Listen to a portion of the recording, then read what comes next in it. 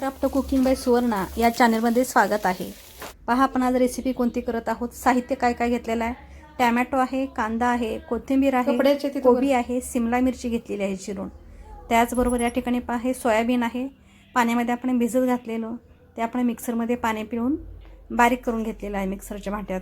आपण आता हे एका भांड्यामध्ये ओतून घेत आहोत। पहा सगळे आपले हे सोयाबीन बारीक करून झालेलं आहे क्रश करून। आता हे सगळं आपण चिरून घेतलेलं साहित्य आहे ना या सोयाबीनमध्ये घालत आहोत। पहा कांदा टोमॅटो घातलेला आहे, याच्यानंतर हा एक कांदा आहे, एक टोमॅटो, कोबी आपण घेतलेला आहे अर्धी वाटी, सिमला मिरची बारीक चिरून घेतलेली आहे अर्धी वाटी, याच्यानंतर कोथिंबीर एक वाटी घेतलेली आहे। कोथिंबीर भरपूर घालायची आहे। पहा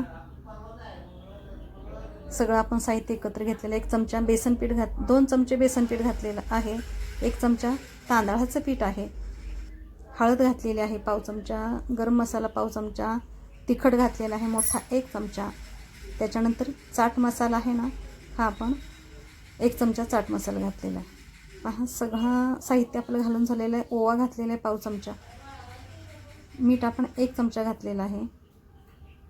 हे सर्व साहित्य जे आहे ना त्यात आपण मिक्स करून घेणार आहोत। याच्यामध्ये आपण पोहे घातलेले आहेत, भिजून घेतलेले अर्धी वाटी पोहे आहेत। आणि पहा हाताने आपण छान असं हे मिक्स करून घ्यायचं आहे।